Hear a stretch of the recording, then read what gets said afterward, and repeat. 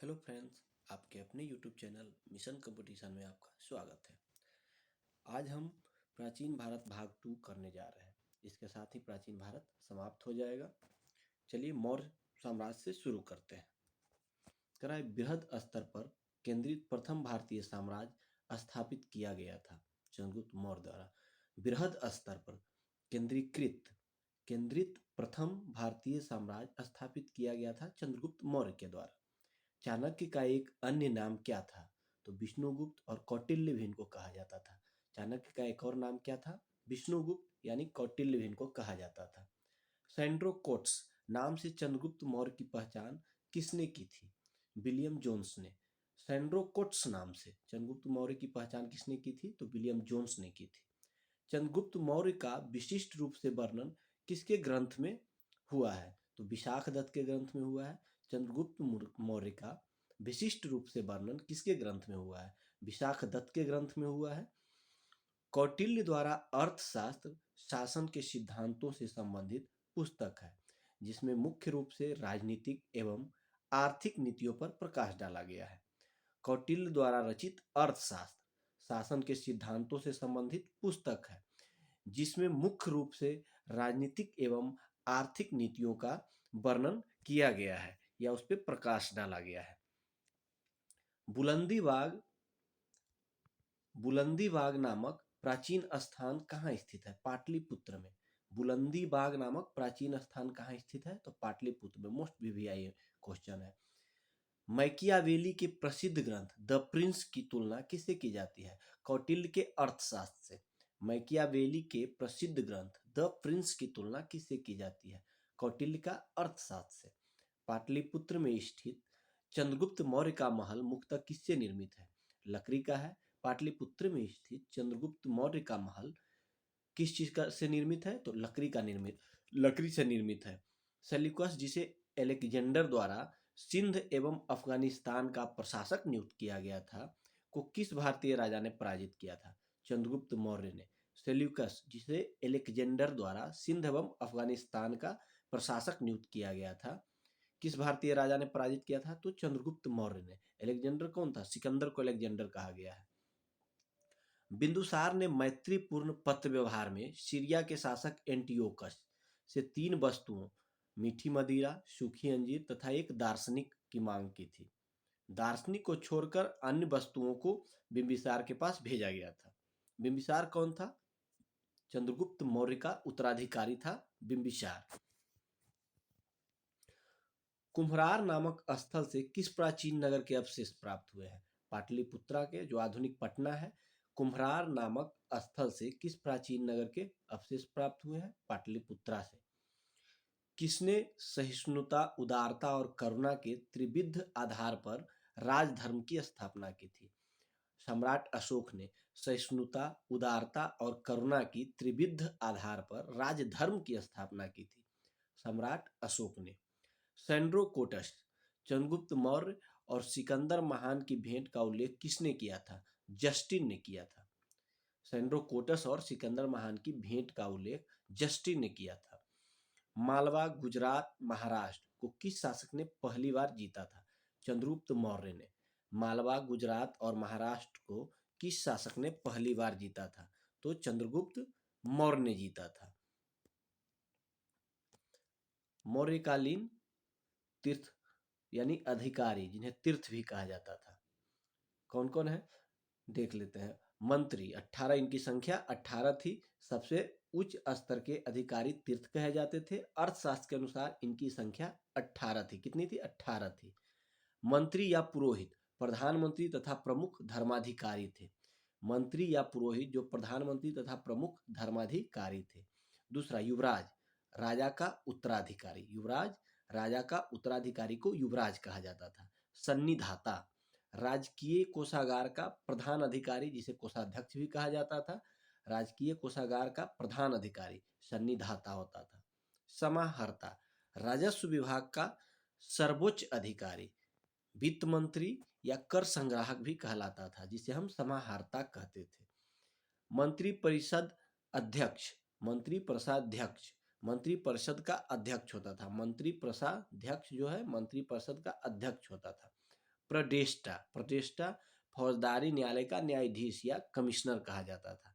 प्रडेष्टा फौजदारी न्यायालय का न्यायाधीश या कमिश्नर कहा जाता था, जिसे मूल रूप से प्रडेष्टा कहते हैं। व्यवहारिक, व्यवहारिक दीवानी न्यायालय का प्रमुख न्यायाधीश। व्यवहारिक कौन था? दीवानी न्यायालय का प्रमुख न्यायाधीश। नायक, सेना का संचालन, नगर रक्षा का अध्यक्ष। सेना का संचालन करना एवं नगर रक्षा का अध्यक्ष होता था नायक। सेनापति, सेनापति सेनाध्यक्ष जो सर्वोच्च सेना का सैन्य कमांडर होता था, उसे सेनापति कहा जाता था। अंतवर्षिक, अंतवर्षिक सम्राट का अंगरक्षक, सेना का प्रधान अधिकारी। सम्राट का अंगरक्षक भी होता था और सेना का प्रधान अधिकारी भी होता था। अंतर्वर्षिक। कर्मांतिक, कर्मांतिक उद्योग धंधों एवं कारखानों का प्रधान निरीक्षक, अध्यक्ष, प्रधान निरीक्षक या अध्यक्ष कर्मांतिक कहलाता था। प्रशासता, राजकीय आज्ञाओं का लिपिबद्ध करने वाले, राजकीय आज्ञाओं को लिपिबद्ध करने तथा राजकोषीय दस्तावेजों को सुरक्षित रखने वाला अधिकारी प्रशासता कहलाता था। दंडपाल, सैन्य सामग्री का प्रबंध करने वाला प्रमुख अधिकारी दंडपाल कहलाता था। सैन्य सामग्री का प्रबंध करने वाला प्रमुख पदाधिकारी कौन था? दंडपाल था। दुर्गपाल, दुर्गपाल देश के भीतरी दुर्गों का प्रबंधक था, देश के भीतरी दुर्गों का प्रबंधक था, जिसे हम दुर्गपाल कहते थे। अंतपाल, सीमावर्ती दुर्गों का रक्षक, अंतपाल सीमावर्ती दुर्गों का रक्षक। आटविक, वन विभाग का सर्वोच्च अधिकारी, आटविक वन विभाग का सर्वोच्च अधिकारी। दौवारिक, राजमहल का प्रबंध एवं देखरेख करने वाला प्रधान अधिकारी दौवारिक कहलाता, राजमहल का प्रबंध एवं देखरेख करने वाला। नागरक, नगर का सर्वोच्च अधिकारी, नागरक कौन था? नगर का सर्वोच्च अधिकारी को नागरक कहते थे। यानी सारे 3 बड़े अधिकारियों की संख्या 18 थी, 18 क्लियर हो गए। मौर्यकालीन अधिकारी पौतवाध्यक्ष, पौतवाध्यक्ष का मुख्य कार्य क्या था? माप तौल का। पौतवाध्यक्ष का क्या काम था? माप तौल देखना। गुर्जरा, मास्की, नेट्यूर एवं उडगोलम, इन चारों अभिलेखों में अशोक के वास्तविक नाम का उल्लेख मिलता है। कौन कौन है? गुर्जरा, मास्की, नेट्टूर एवं उडगोलम, इन चारों अभिलेखों में अशोक के वास्तविक नाम का उल्लेख मिलता है। किस मौर्य दक्कन की विजय शासक ने प्राप्त की थी? चंद्रगुप्त मौर्य ने दक्कन की विजय, किस मौर्य शासक ने दक्कन की विजय प्राप्त की थी? तो चंद्रगुप्त मौर्य ने। किस अभिलेख से प्रमाणित होता है कि चंद्रगुप्त मौर्य का प्रभाव पश्चिम भारत पर था? रुद्रदामन के जूनागढ़ अभिलेख से। रुद्रदामन के जूनागढ़ अभिलेख से पता चलता है कि चंद्रगुप्त मौर्य का प्रभाव पश्चिम भारत पर भी था। चंद्रगुप्त मौर्य अपने जीवन के अंतिम दिनों में श्रवणबेलगोला चले गए, जहां उन्होंने जैन विधि से उपवास पद्धति यानी संलेखना पद्धति से द्वारा प्राण त्याग किए। तो फर्स्ट राजा थे जो संलेखना पद्धति से अपने प्राण को त्याग किए, चंद्रगुप्त मौर्य। अपने जीवन के अंतिम दिनों में श्रवणबेलगोला किसके लिए प्रसिद्ध है? पहले पढ़ चुके हैं। श्रवणबेलगोला जैन धर्म के लिए। संलेखना पद्धति भी जैन धर्म में ही है। संलेखना पद्धति क्या है? अन्न पानी त्याग कर मृत्यु का इंतजार करना। मगध साम्राज्य में रज्जुक किसे कहा गया है? मौर्य शासक में भूमि मापक अधिकारी को, मौर्य शासक में भूमि मापक अधिकारी को क्या कहा गया है? रज्जुक। ब्राह्मी लिपि की प्रथम पहचान किस पर उत्कीर्ण अक्षरों से की गई है? पत्थर की पट्टियों पर। ब्राह्मी लिपि की प्रथम पहचान किस पर उत्कीर्ण अक्षरों से की गई है? तो पत्थर की पट्टियों पर। सम्राट अशोक, सम्राट अशोक का शिलालेख सहवाज गढ़ी से प्राप्त हुआ है। यह स्थान कहाँ स्थित है? पेशावर, पाकिस्तान में। सहवाज गढ़ी से प्राप्त सम्राट अशोक का शिलालेख सहवाज गढ़ी से प्राप्त हुआ है। यह स्थान कहाँ है? पेशावर, पाकिस्तान में। अशोक के शिलालेख में प्रयुक्त भाषा कौन सी थी? प्राकृत। कौन सी? प्राकृत भाषा थी। शिलालेखों में प्राकृत भाषा से शिलालेखों में उत्कीर्ण किया गया था। अशोक के शिलालेख, खोजकर्ता और वर्ष। धौली शिलालेख, धौली शिलालेख, खोजकर्ता किट्टो। 1837 में। ढौली शिलालेख के खोजकर्ता किट्टो 1837 में। भाब्रू शिलालेख कैप्टन बर्ट खोजकर्ता कैप्टन बर्ट 1840 में। भाब्रू शिलालेख के खोजकर्ता कैप्टन बर्ट 1840 में। बराबर एवं नागार्जुनी गुफा हैरिंगटन 1785 में। बराबर एवं नागार्जुनी गुफा खोजकर्ता हैरिंगटन 1785 में। दिल्ली टोपरा कैप्टन पोलियर 1785 में। दिल्ली टोपरा अभिलेख कैप्टन पोलियर 1785 में। दिल्ली मेरठ स्तंभ लेख पैड्रे टिपेंथलर 1750 में। आगे है मानसेहरा के कैप्टन ले 1889 में। मानसेहरा का कैप्टन ले 1889 में। कालसी शिलालेख जॉन फॉरेस्ट 1860 ईस्वी में। कालसी शिलालेख जॉन फॉरेस्ट 1860 में। रुमिनदेई के खोजकर्ता फिहरर 1896 में। जौगढ़ अभिलेख का सर वाल्टर इलियट 1850 में। जौगढ़ अभिलेख का सर वाल्टर इलियट 1850 में। गिरनार अभिलेख लेफ्टिनेंट कर्नल टाड 1822 में। गिरनार अभिलेख लेफ्टिनेंट कर्नल टाड 1822 में। शहबाज गढ़ी एक फ्रांसीसी अधिकारी 1836 में। शहबाज गढ़ी एक फ्रांसीसी अधिकारी 1836 में। इलाहाबाद स्तंभ लेख टी एस वर्ट 1834 में। इलाहाबाद स्तंभ लेख टी एस वर्ट 1834 में। मास्की अभिलेख का विडेन 1915 में। मास्की अभिलेख विडेन 1915 में। निगाली सागर फिहरर रुमनीदेई का भी फिहरर और निगाली सागर का भी फिहरर, ये 1895 में। रामपुरवा अभिलेख का कार्लाइल 1872 में। रामपुरवा का कार्लाइल 1872 में। सारनाथ स्तंभ लेख ऑरल अस्टाइन 1905 में। सारनाथ का ऑरल अस्टाइन 1905 में।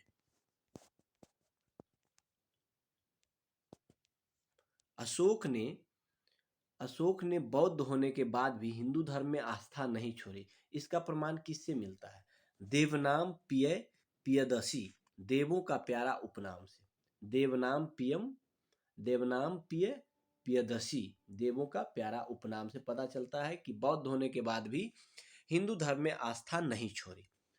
प्राक अशोक ब्राह्मी लिपि का पता किस स्थान से चलता है? श्रीलंका स्थित अनुराधापुर से। प्राक अशोक ब्राह्मी लिपि जो कि श्रीलंका स्थित अनुराधापुर में स्थापित की गई थी। सारनाथ स्तंभ का निर्माण अशोक ने करवाया था। सारनाथ स्तंभ का निर्माण अशोक ने करवाया था। भारतीय उपमहाद्वीप का प्रथम शासक कौन था जिसने अभिलेखों के माध्यम से शासनादेश जारी किए? अशोक। भारतीय उपमहाद्वीप का प्रथम शासक कौन था जिसने अभिलेखों के माध्यम से शासनादेश जारी किए? अशोक। वह कौन सा स्तंभ है जिसमें अशोक ने स्वयं को मगध का सम्राट बताया है? भाब्रू स्तंभ, राजस्थान। वह कौन सा स्तंभ है जिसमें अशोक ने स्वयं को मगध का सम्राट बताया है? भाब्रू स्तंभ, राजस्थान। ब्राह्मी लिपि में लिखे अशोक के शिलालेखों को सर्वप्रथम जेम्स प्रिंसेप ने पढ़ने में सफलता पाई थी। ब्राह्मी लिपि को सबसे पहले किसने? James Prinsep. अशोक के किस अभिलेख में धम्म महामात्रों की नियुक्ति की सूचना मिलती है? पांचवें बृहद शिलालेख से।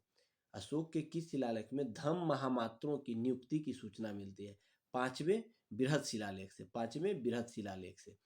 गुर्जरा लघु शिलालेख कहाँ स्थित है? मध्य प्रदेश के दतिया जिले में।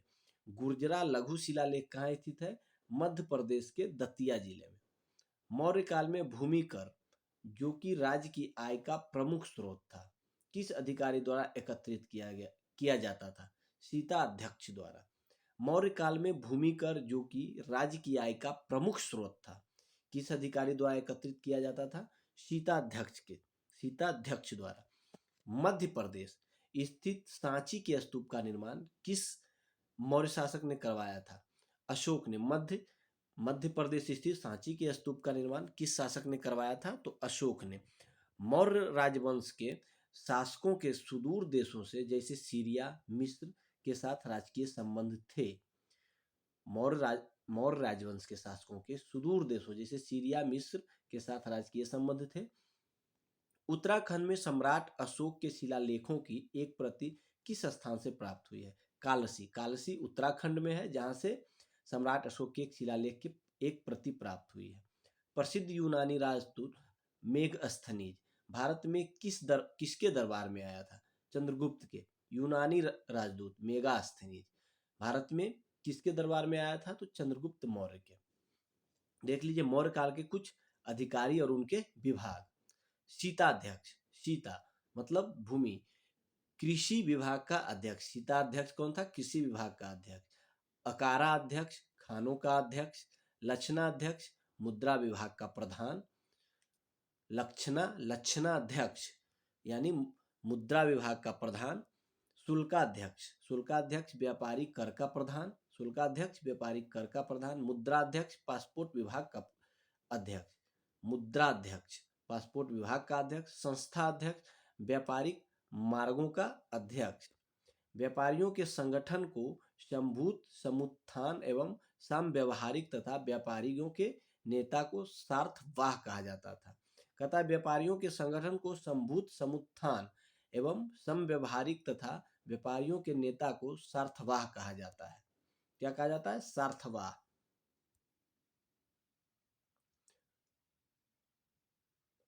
गुप्तचर व्यवस्था। गुप्तचर व्यवस्था का प्रथम विस्तृत वर्णन किस ग्रंथ में मिलता है? अर्थशास्त्र में। गुप्तचर व्यवस्था का प्रथम विस्तृत वर्णन अर्थशास्त्र में मिलता है।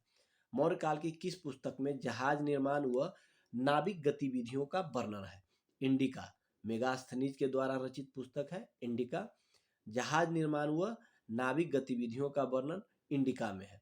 चंद्रगुप्त मौर्य अपने अंतिम समय में किस धर्म का अनुयायी हो गया था? जैन धर्म का। चंद्रगुप्त मौर्य जैन धर्म का अनुयायी हो गया था, वो भी अपने अंतिम क्षण में।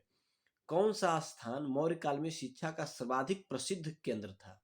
तक्षशिला। उस समय तक्षशिला था शिक्षा का सर्वाधिक प्रसिद्ध केंद्र था। गांव के शासन को स्वायत्त शासी पंचायतों के माध्यम से संचालित करने की व्यवस्था का सूत्रपात किस वंश ने किया था? मौर्यों ने। कहता है कि गांव के शासन को स्वायत्त शासी पंचायतों के माध्यम से संचालित करने की व्यवस्था का सूत्रपात किस वंश ने किया था? तो मौर्य शासकों ने किया था। मेगस्थनीज ने अपनी पुस्तक इंडिका में भारतीय समाज को 7 श्रेणियों में बांटा है। कितने श्रेणियों? मेगस्थनीज ने अपनी पुस्तिका में भारतीय समाज को कितने श्रेणियों में बांटा है? तो 7 श्रेणियों में। अशोक का समकालीन तुर्मय कहाँ का राजा था? मिस्र का राजा। तुर्मय कहाँ का राजा था जो अशोक का समकालीन था? मिस्र का। मिस्र के शासक 288 से 246 ईस्वी पूर्व टॉलमी फिलाडेल्फस के साथ अशोक के राजनयिक संबंध थे। टॉलमी फिलाडेल्फस के साथ अशोक के राजनयिक संबंध थे। संभवतः इसी को तुर्मय कहा जाता है, टॉलमी फिलाडेल्फस को। चंद्रगुप्त मौर्य और अशोक दोनों का एक साथ उल्लेख किसके अभिलेख में किया गया है? चंद्रगुप्त मौर्य और अशोक का महाक्षत्रप रुद्रदामन का जूनागढ़ अभिलेख में। चंद्रगुप्त मौर्य का भी और अशोक का भी, दोनों का उल्लेख। भाग एवं बलि किसके प्रमुख स्रोत थे? राजस्व के स्रोत। भाग एवं बलि किसके प्रमुख स्रोत थे? राजस्व के स्रोत थे। गिरनार क्षेत्र में एक झील का निर्माण किस शासक ने करवाया था? चंद्रगुप्त मौर्य ने। गिरनार स्थित एक झील चंद्रगुप्त मौर्य ने। कौशाम्बी तथा प्रयाग के स्तंभों में अशोक की रानी कारुबाकी द्वारा दान दिए जाने का उल्लेख मिलता है। इसे रानी का अभिलेख भी कहा जाता है। प्रयाग के स्तंभों में अशोक की रानी कौरुबाकी द्वारा दान दिए जाने का उल्लेख मिलता है। इसे रानी का अभिलेख भी कहा जाता है। प्राचीन भारत के किस ग्रंथ में पति द्वारा परित्यक्त पत्नी के लिए विवाह विच्छेद की अनुमति दी गई है? अर्थशास्त्र में। प्राचीन भारत के किस ग्रंथ में पति द्वारा परित्यक्त पत्नी के लिए विवाह विच्छेद की अनुमति दी गई है? अर्थशास्त्र में। कलिंग युद्ध की विजय तथा क्षत्रियों का वर्णन अशोक के किस शिलालेख में है? 13वें शिलालेख में। कलिंग युद्ध की विजय तथा क्षत्रियों का वर्णन अशोक के 13वें शिलालेख में है। अशोक के अभिलेखों में से किस दक्षिणी राज्य के अतिरिक्त सभी दक्षिणी राज्यों का उल्लेख प्राप्त होता है? सातवाहन। अशोक के अभिलेखों से किस दक्षिणी राज्य के अतिरिक्त सभी दक्षिणी राज्यों का उल्लेख प्राप्त होता है? सिर्फ सातवाहन का उल्लेख नहीं है। अंतिम मौर्य सम्राट कौन था? बृहद्रथ। अंतिम मौर्य सम्राट कौन था? बृहद्रथ था। मौर्यों की जल संसाधन व्यवस्था की जानकारी किस अभिलेख से प्राप्त होती है? रुद्रदामन का गिरनार अभिलेख। रुद्रदामन का गिरनार अभिलेख से जल संसाधन व्यवस्था की जानकारी प्राप्त होती है। अशोक के समकालीन मिस्र का राजा कौन था? एलेक्जेंडर था। अशोक का समकालीन मिस्र का राजा कौन था? एलेक्जेंडर था। सेल्यूकस निकेटर, जिससे चंद्रगुप्त ने अफगानिस्तान प्राप्त किया था, वह कहाँ का शासक था? सीरिया और बेबीलोन का। सेल्यूकस निकेटर, जिसे चंद्रगुप्त ने अफगानिस्तान प्राप्त किया था, वह कहाँ का शासक था? सीरिया और बेबीलोन का। अशोक के पश्चात देवनामप्रिय की उपाधि किसने धारण की थी? उसके पुत्र दशरथ ने। कौन था? दशरथ। देवनामप्रिय की उपाधि दशरथ ने धारण की। अशोक का उपाधि और स्रोत। उपाधि और स्रोत। अशोक की उपाधियां। अशोक को मास्की लघु शिलालेख। स्रोत क्या? अशोक। स्रोत क्या है? मास्की लघु शिलालेख में अशोक को अशोक का उपाधि या नाम की चर्चा की गई है। देवनाम प्रियस अशोक राजा, गुर्जरा अभिलेख में।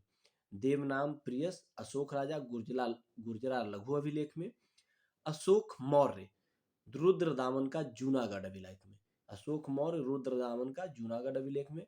प्रियदर्शी राजा बराबर गुहालेख में। प्रियदर्शी राजा बराबर गुहालेख में। प्रियदर्शी राजा मगध भाबरू बैराट लघु शिलालेख में। प्रियदर्शी राजा मगध भाबरू बैराट लघु शिलालेख में।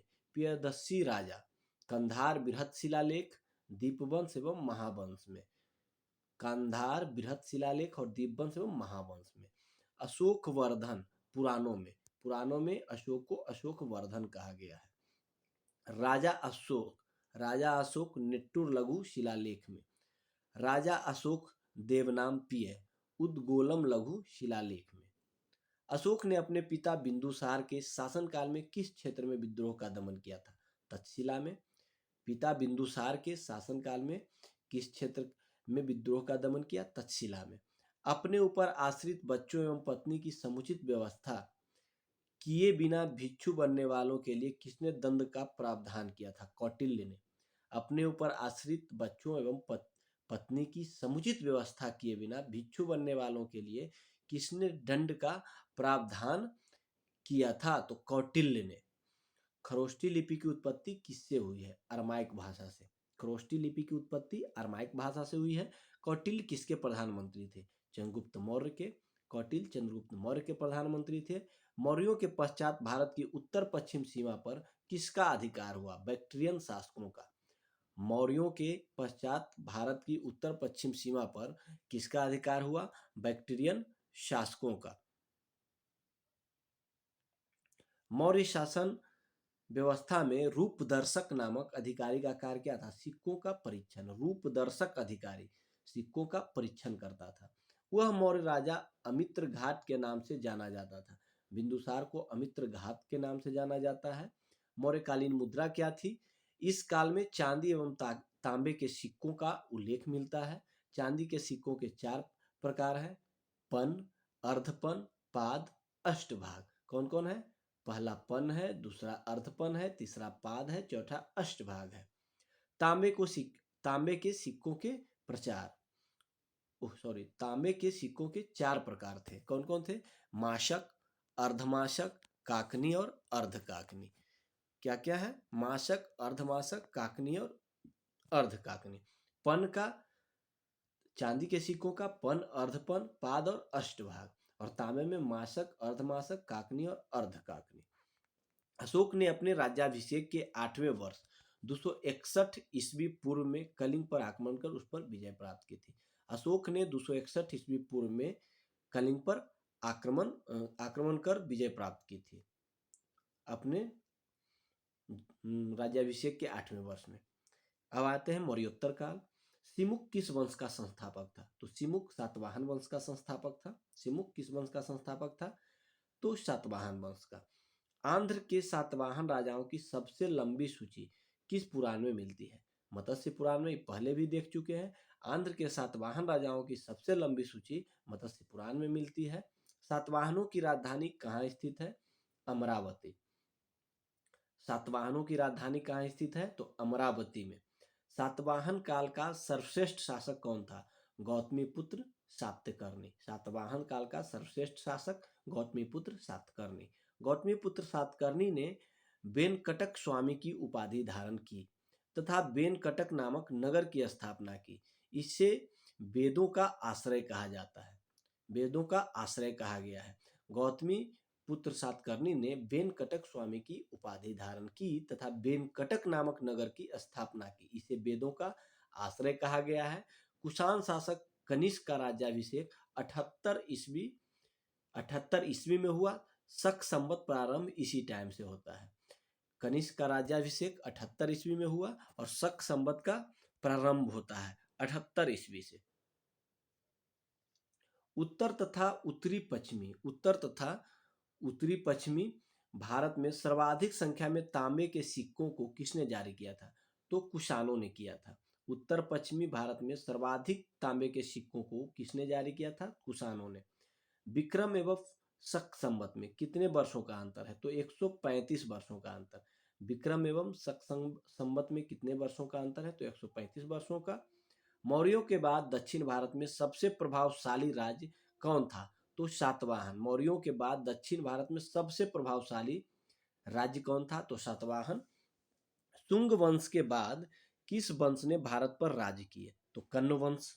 शुंग वंश के बाद कण्व वंश आए। कनिष्क को किस चीनी जनरल ने पराजित किया था? पांचाऊ ने। कनिष्क को किस चीनी जनरल ने पराजित किया था? पांचाऊ ने। किस वंश के साम्राज्य की सीमाएं भारत के बाहर तक फैली हुई थी? कुषाण वंश की। कुषाण वंश की सीमाएं भारत से बाहर तक फैली हुई थी। विक्रम संवत का प्रारंभ कब हुआ? 57 ईस्वी पूर्व में। विक्रम संवत का प्रारंभ 57 ईस्वी पूर्व में हुआ।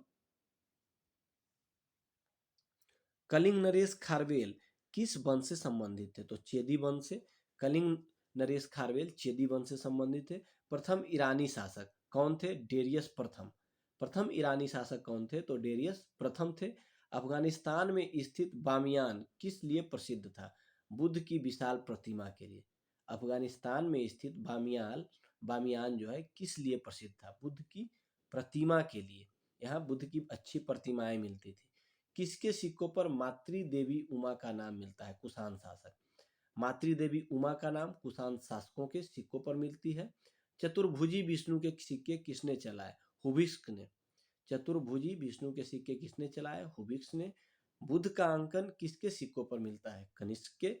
बुद्ध का अंकन किसके सिक्कों पर मिलता है? तो कनिष्क के। यौधेय सिक्कों पर किस देवता का चित्रांकन मिलता है? कार्तिकेय का। यौधेय सिक्के पर किस देव का चित्रांकन मिलता है? तो कार्तिकेय का। भारतीय और यूनानी यानी ग्रीक कला शैली के सम्मिश्रण को क्या कहते हैं? गांधार शैली के नाम से जाना जाता है। भारतीय और यूनानी कला शैली के सम्मिश्रण को गांधार शैली के नाम से जाना जाता है। सर्वप्रथम सोने के सिक्के किसने जारी किए? कुषाणों ने। सर्वप्रथम सोने के सिक्के किसने जारी किए? कुषाणों ने। कनिष्क का राजवैद्य कौन था? चरक। कनिष्क का राजवैद्य चरक। कनिष्क किस संप्रदाय से संबंधित थे? महायान बौद्ध संप्रदाय। कनिष्क किस संप्रदाय से थे? महायान। किस राजवंश ने हत्या करके सत्ता हथियाई और जिसका अंत भी हत्या के द्वारा ही हुआ? शुंग वंश। शुंग वंश हत्या करके सत्ता हथियाई थी और उसका अंत भी हत्या के द्वारा ही हुआ। भारत के यूनानी शासकों में से किसकी स्मृति भारतीय साहित्यिक ग्रंथों में सर्वाधिक सुरक्षित है? मिनांडर। कहता है कि भारत के यूनानी शासकों में से किसकी स्मृति भारतीय साहित्यिक ग्रंथों में सर्वाधिक सुरक्षित है? तो मिनांडर की। किसकी है? तो मिनांडर की। देख लीजिए मौर्योत्तरकालीन विदेशी आक्रमणकारी कौन थे? हिंद यवन। हिंद यवन 190 ईसा पूर्व में। मूल निवासी बैक्टीरिया अफगानिस्तान का। मूल निवासी बैक्टीरिया अफगानिस्तान का सर्वाधिक प्रसिद्ध शासक मिनांडर, मिलिंद और साकल। वर्तमान सियालकोट। वर्तमान राजधानी वर्तमान सियालकोट। कौन थे? हिंद यवन। 190 ईसा पूर्व में भारत आगमन हुआ। बैक्टीरिया या अफगानिस्तान के मूल निवासी थे। मिनांडर या मिलिंद साकल प्रसिद्ध शासक हुए, वर्तमान सियालकोट। दूसरा है शक कहिए या सीथियन, 90 ईस्वी पूर्व में सीरिया ईरान इनका मूल निवास स्थल। नहपान पश्चिमी भारत में सर्वाधिक प्रसिद्ध शासक हुआ। महाराष्ट्र में प्राप्त अभिलेखों तथा सातवाहन अभिलेखों में उल्लेख है इसका। शक तथा सीथियन 90 ईसा पूर्व में भारत आगमन हुआ, सीरिया और ईरान के मूल निवासी थे। नहपान पश्चिमी भारत के सर्वाधिक शासक हुए। महाराष्ट्र में प्राप्त अभिलेखों तथा सातवाहन अभिलेखों में उल्लेख मिलता है। पार्थियाई या पहलव, पहली सदी ईस्वी पूर्व के अंत। पार्थियाई या पहलव पहली सदी ईस्वी पूर्व के अंत। पार्थिया या ईरान, मूल निवासी पार्थिया या ईरान के। गोंडो फर्नीज सर्वाधिक प्रसिद्ध शासक। बेग्राम अफगानिस्तान में बड़ी संख्या में इसके सिक्के मिले हैं। पार्थियाई या पहलव पहली सदी ईसा पूर्व के अंत में भारत के आगमन हुआ, मूल निवासी पार्थिया ईरान के। गोंडो फर्नीज सर्वाधिक प्रसिद्ध शासक। बेग्राम अफगानिस्तान में बड़ी संख्या में इसके सिक्के भी मिले हैं। कुषाण या यूची भारत आगमन 15 ईस्वी, मूल निवासी चीनी या तुर्किस्तान। मेन शासक जो इनका है कुषाण का कनिष्क। उज्जैनी और पुरुषपुर इनकी राजधानी थी। वर्तमान उज्जैनी या पुरुषपुर वर्तमान पेशावर हुआ। कुषाण 15 ईस्वी में भारत पर आगमन हुआ, चीनी या तुर्किस्तान के मूल निवासी थे। सर्वाधिक प्रसिद्ध शासक कनिष्क। उज्जैनी वर्तमान उज्जैन और पुरुषपुर वर्तमान पेशावर राजधानी थी। आक्रमणकारियों का क्रम क्या था? हिंद यवन, फिर शक, पार्थियाई इसे पहलव कहते हैं, उसके बाद कुषाण। फिर से देखिए हिंद यवन, शक, पहलव, कुषाण। सर्वप्रथम सोने के सिक्के जारी करने का श्रेय कुषाण शासक बिम कडफिसेस को दिया जाता है। सर्वप्रथम सोने के सिक्के जारी करने का कुषाण शासक बिम कडफिसेस को दिया जाता है। चलिए अब गुप्तकाल शुरू करते हैं। गुप्त राजवंश का प्रथम शासक कौन था? श्रीगुप्त। श्रीगुप्त ने गुप्त वंश की स्थापना की, प्रथम शासक। नगरों का क्रमिक पतन किस एक काल की महत्वपूर्ण विशेषता थी? गुप्त काल की। नगरों का क्रमिक पतन किस एक काल की महत्वपूर्ण विशेषता थी? तो गुप्त काल का। प्राचीन भारत में किस वंश का शासनकाल स्वर्ण युग कहा जाता है? गुप्त वंश। प्राचीन भारत में किस वंश का शासनकाल स्वर्ण युग कहा जाता है? तो गुप्त वंश। गुप्त वंश ने किस अवधि तक शासन किया? 275 से 550 ईस्वी, लगभग 275 साल वो शासन कर ही लिया। गुप्त वंश ने किस अवधि तक शासन किया? 275 से 550 ईस्वी। भारत का नेपोलियन किसे कहा जाता है? समुद्रगुप्त को। उसकी जीतों के क्रम को लेकर उसे भारत का नेपोलियन की संज्ञा दी जाती है। समुद्रगुप्त प्रथम गुप्त शासक था जिसने परम भागवत की उपाधि धारण की थी। इसके बाद गुप्त शासक चंद्रगुप्त द्वितीय ने भी परम भागवत की उपाधि धारण की। कहता है समुद्रगुप्त प्रथम गुप्त शासक था जिसने परम भागवत की उपाधि धारण की, तथा इसके बाद चंद्रगुप्त द्वितीय ने भी परम भागवत की उपाधि धारण की। गुप्त वंश की स्थापना किस शासक ने की थी? तो चंद्रगुप्त प्रथम ने की थी। गुप्त वंश की स्थापना गुप्त वंश की स्थापना तो श्रीगुप्त ने की थी। गुप्त संवत की स्थापना चंद्रगुप्त प्रथम ने की। किस गुप्त राजा का एक अन्य नाम देवगुप्त था? चंद्रगुप्त द्वितीय का। किस गुप्त राजा का एक अन्य नाम देवगुप्त था? चंद्रगुप्त द्वितीय का। गुप्त काल में उत्तर भारतीय बाजार किस पतन से संचालित होता था? ताम्रलिप्ति पतन यानी बंदरगाह। ताम्रलिप्ति बंदरगाह से गुप्त काल में उत्तर भारतीय व्यापार संचालित होता था। इलाहाबाद स्तंभ अभिलेख यानी प्रयाग प्रशस्ति से समुद्रगुप्त के शासन काल तथा सैन्य अभियान के विषय में जानकारी मिलती है। इलाहाबाद स्तंभ लेख या अभिलेख प्रयाग प्रशस्ति से समुद्रगुप्त के शासन तथा सैन्य अभियान के विषय में जानकारी मिलती है। किस गुप्त शासक ने सर्वप्रथम सिक्के जारी किए थे? चंद्रगुप्त प्रथम ने। किस गुप्त शासक ने सर्वप्रथम सिक्के जारी किए थे? चंद्रगुप्त प्रथम ने। गुप्तकालीन स्वर्ण मुद्रा क्या कहलाता था? दिनार। गुप्तकालीन स्वर्ण मुद्रा क्या कहलाता था? दिनार। दिल्ली की कुब्बत उल इस्लाम मस्जिद के प्रांगण में स्थित लौह स्तंभ किसकी स्मृति में बनाया गया था? चंद्रगुप्त विक्रमादित्य यानी चंद्रगुप्त द्वितीय की। कहता है दिल्ली की कुब्बत उल इस्लाम मस्जिद के प्रांगण में स्थित प्रसिद्ध लौह स्तंभ किसके स्मृति में बनाया गया था? तो चंद्रगुप्त विक्रमादित्य के। किस शासक को शक विजेता कहा जाता है? चंद्रगुप्त द्वितीय को। किस शासक को शक विजेता कहा जाता है? चंद्रगुप्त द्वितीय को। गुप्त शासकों की प्रमुख उपाधियां। श्रीगुप्त को आदिराज और महाराज की उपाधियां मिली। श्रीगुप्त को आदिराज और महाराज की उपाधियां मिली। चंद्रगुप्त द्वितीय विक्रमादित्य और विक्रमांक। चंद्रगुप्त द्वितीय को विक्रमादित्य और विक्रमांक। स्कंदगुप्त को शक्रादित्य और शक्रोपम। शक्रादित्य और शक्रोपम। समुद्रगुप्त को पराक्रमांक। समुद्रगुप्त को पराक्रमांक। कुमारगुप्त को महेंद्रादित्य। चंद्रगुप्त प्रथम को महाराजा धीराज। चंद्रगुप्त प्रथम को महाराजा धीराज।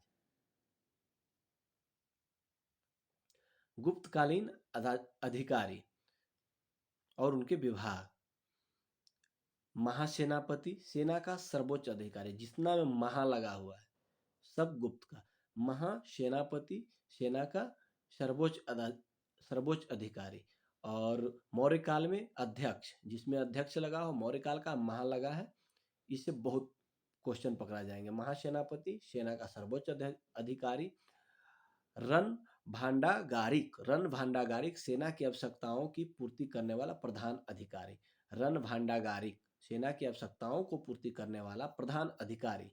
महासंधि विग्राहक युद्ध व शांति का प्रधान।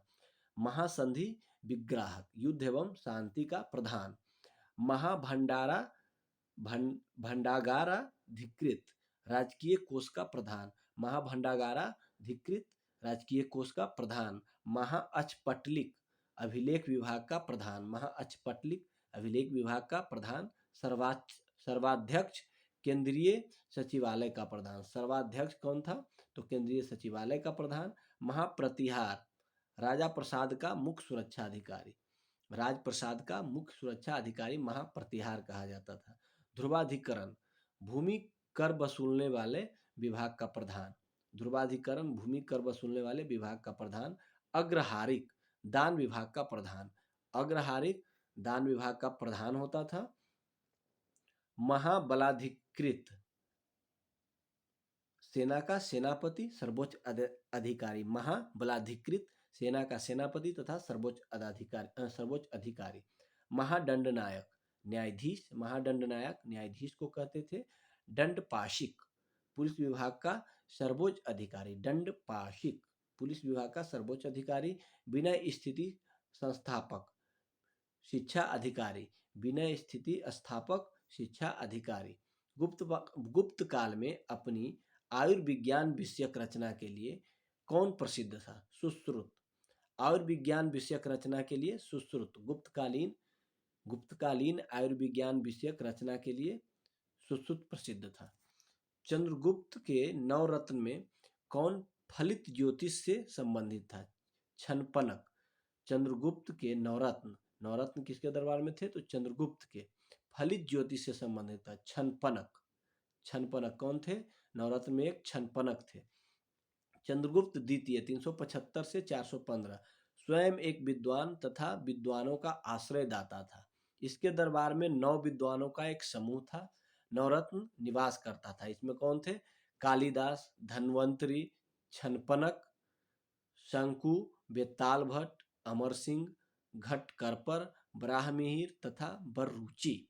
कौन कौन थे? एक बार फिर देख लीजिए। कालिदास, धन्वंतरी, छनपनक, शंकु, बेताल भट्ट, अमर सिंह, घटकपर तथा बराहमिहिर, बर्रुचि जैसे विद्वान थे। शासनकाल चंद्रगुप्त द्वितीय का 375 से 415। शक एवं गुप्त संवतों के मध्य कितना अंतर है? 242 वर्ष। शक एवं गुप्त संवतों के मध्य कितना अंतर है? 242 वर्ष का।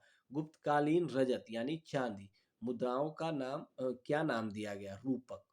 गुप्तकालीन रजत यानी चांदी मुद्राओं का क्या नाम दिया गया? रूपक। कुमार गुप्तकालीन मंदसौर अभिलेख में किस श्रेणी का उल्लेख किया गया है? तंतुवाय। कुमार गुप्तकालीन मंदसौर अभिलेख में किस श्रेणी का अभिलेख किया गया है? तंतुवाय। मध्य प्रदेश के रीवा जिले में स्थित सुपिया का लेख में गुप्त वंश को घटोत्कच वंश कहा गया है? कहता है कि मध्य प्रदेश के रीवा जिले में स्थित सूपिया का लेख में गुप्त वंश को घटोत्कच वंश कहा गया है।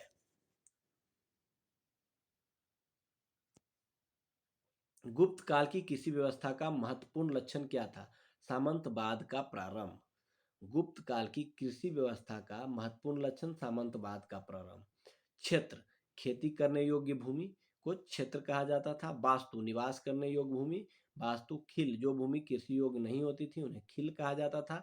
अप्रहत, जंगली भूमि को अप्रहत कहा जाता था। चारागाह, पशुओं के चरने के लिए छोड़ी गई भूमि चारागाह।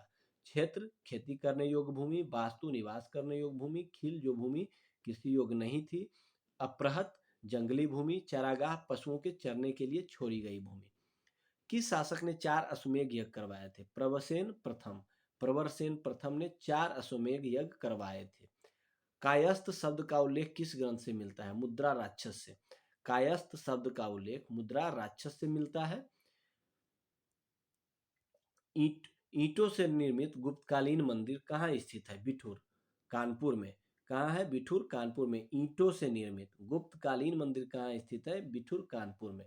कुमार गुप्त के समय में ही मध्य भारत में रजत सिक्कों, मयूर शैली में का प्रचलन हुआ। उसने महेंद्रादित्य की उपाधि धारण की थी। कुमार गुप्त महेंद्रादित्य की उपाधि धारण की थी। नालंदा विश्वविद्यालय की स्थापना कुमार गुप्त के शासन काल में ही की गई थी। नालंदा विश्वविद्यालय की स्थापना कुमार गुप्त के शासनकाल में ही की गई थी।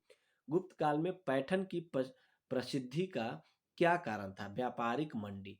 पैठन की प्रसिद्धि का क्या कारण था? व्यापारिक मंदी।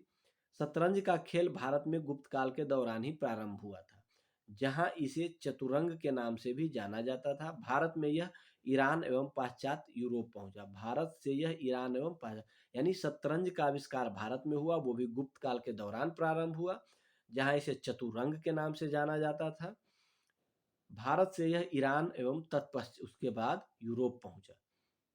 गुप्त काल में किस बंदरगाह से दक्षिण पूर्वी एशिया राष्ट्रों को जहाज रवाना होते थे? राष्ट्रों को जहाज रवाना होते थे ताम्रलिप्ति से। कहाँ से? गुप्त काल में किस बंदरगाह से दक्षिण पूर्वी एशियाई राष्ट्रों से जहाज जहाज रवाना होते थे? ताम्रलिप्ति बंदरगाह। ताम्रलिप्ति बंदरगाह। किस चीनी यात्री ने गुप्त काल की भारत की दशा का वर्णन किया? फाहियान ने। फाहियान गुप्त काल में भारत आया था, इसी ने भारत की दशा का वर्णन किया था। किस चीनी यात्री ने? फाहियान ने। भारत हिंदू देवी देवताओं को समर्पित सबसे प्राचीन मंदिर किसके काल का है? भारत हिंदू देवी देवताओं को समर्पित सबसे प्राचीन मंदिर किस काल का है? गुप्त काल का है। सती प्रथा का प्रथम अभिलेख साक्ष्य यानी एरन से प्राप्त हुआ था। यह अभिलेख 510 ईस्वी का है। इसमें गोपराज नामक सेनापति की पत्नी के सती होने का उल्लेख है। सती प्रथा का प्रथम अभिलेख 510 ईस्वी के एरन अभिलेख से प्राप्त होता है। गोपराज नामक सेनापति की स्त्री के सती होने का उल्लेख प्राप्त होता है। गुप्त काल में चीन से भारत में किस वस्तु का आयात किया जाता था? रेशमी कपड़े का। गुप्त काल में चीन से भारत किस वस्तु का आयात होता था? तो रेशमी कपड़े का। गणराज्यों के अंत के लिए कौन उत्तरदायी था? समुद्रगुप्त। गणराज्यों के अंत के लिए कौन उत्तरदायी था? समुद्रगुप्त। गुप्त काल का प्रसिद्ध खगोल शास्त्री था आर्यभट्ट। आर्यभट्ट जो कि प्रसिद्ध खगोल शास्त्री थी, वो गुप्त काल में ही थे। गुप्तकालीन चित्रकला का उत्कृष्ट रूप से मिलता है अजंता में।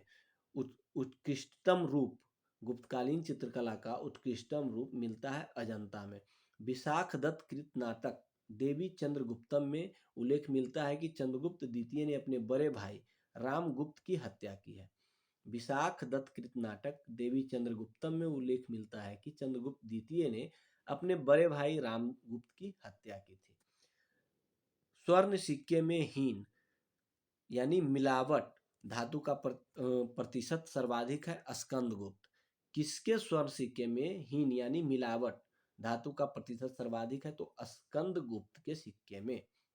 गुप्त काल में लिखित संस्कृत नाटकों में स्त्रियों और शुद्धों के संवाद किस भाषा में है? प्राकृत। स्त्रियों कहता है गुप्त काल में लिखित संस्कृत नाटकों में स्त्रियों और शूद्रों के संवाद किस भाषा में है? प्राकृत। प्राकृत। गुप्त वंश का अंतिम शासक कौन था? विष्णुगुप्त। गुप्त वंश का अंतिम शासक विष्णुगुप्त था। चंद्रगुप्त द्वितीय विक्रमादित्य को किस कारण से सकारी कहा जाता है? शकों पर विजय के कारण। चंद्रगुप्त द्वितीय विक्रमादित्य को किस कारण से सकारी कहा जाता है? शकों पर विजय के कारण। किस अभिलेख में समुद्रगुप्त को लिच्छवी दौहित्र बताया गया है? प्रयाग अभिलेख में। समुद्रगुप्त को लिच्छवी दौहित्र बताया गया है प्रयाग अभिलेख में। हुनों ने स्कंदगुप्त के शासनकाल में आक्रमण किया था। इसमें स्कंदगुप्त ने हुनों पर विजय प्राप्त की थी। हुनों ने स्कंदगुप्त के शासनकाल में आक्रमण किया तथा इसमें स्कंदगुप्त ने हुनों पर विजय प्राप्त की थी। चंद्रगुप्त काल में श्रेणियों से बड़ी संस्था जिसकी शिल्प श्रेणियां सदस्य थी को क्या कहा जाता था? निगम। कह रहा है कि गुप्त काल में श्रेणियों से बड़ी संस्था जिसकी शिल्प श्रेणियां सदस्य थी को क्या कहा जाता था? निगम। अग्रहार से क्या तात्पर्य था? ब्राह्मणों को दिया जाने वाला भूदान। अग्रहार से क्या तात्पर्य था? ब्राह्मणों को दिया जाने वाला भूदान। विदिशा के पास उदयगिरी बुद्ध गुफाओं का निर्माण किस काल में हुआ? गुप्त काल में। विदिशा के पास उदयगिरी बुद्ध गुफाओं का निर्माण गुप्त काल में हुआ है। बराह गुहा का निर्माण किस देवता के सम्मान में करवाया गया था? भगवान विष्णु के। बराह गुहा का निर्माण किस देवता के सम्मान में करवाया गया था? तो भगवान विष्णु के सम्मान में। गुप्त साम्राज्य के समकालिक राजवंश कौन कौन था? वाकाटक राजवंश 255 ईस्वी में विंध्य शक्ति संस्थापक विंध्य शक्ति और 330 ईस्वी में सर्वसेन। वाकाटक राजवंश का संस्थापक विंध्य शक्ति 255 ईस्वी, सर्वसेन 330 ईस्वी। नाग राजवंश 305 ईस्वी में भवनाग। नाग राजवंश की स्थापना भवनाग ने 305 ईस्वी में की थी। त्रैकुटक राजवंश 415 ईस्वी में इंद्रदत्त ने त्रैकुटक राजवंश की स्थापना की थी। हुन राजवंश 500 ईस्वी में तोरमन। हुन राजवंशों की स्थापना 500 ईस्वी में तोरमन ने किया था। सालकायन राजवंश 300 ईस्वी में देवबर्मन ने। सालकायन राजवंश की स्थापना देवबर्मन ने 300 में। विष्णु कुंडिन राजवंश 475 में विक्रमेंद्र प्रथम ने 475 ईस्वी में विष्णु कुंडिन राजवंश की स्थापना की थी। माथुर राजवंश 325 ईस्वी में अच्युत 325 ईस्वी में अच्युत ने और 350 ईस्वी में शंकर बर्मन ने 350 ईस्वी में शंकर बर्मन ने।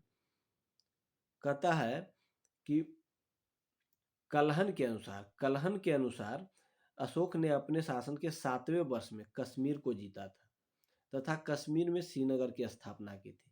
कलहन के अनुसार अशोक ने अपने शासन के 7वें वर्ष में कश्मीर को जीता तथा कश्मीर में श्रीनगर की स्थापना किसने की? कलहन के अनुसार तो अशोक ने की। अब आइए गुप्तोत्तर काल।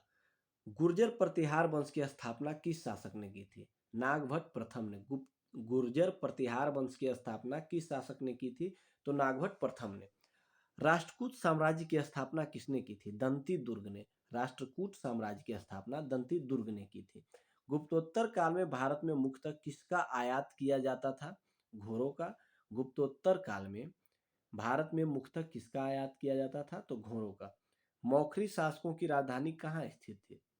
कन्नौज में। मौखरी शासकों की राजधानी कन्नौज थी। सम्राट हर्षवर्धन ने अपने शासनकाल में कन्नौज तथा प्रयाग में 2 बौद्ध महासम्मेलनों का आयोजन किया था।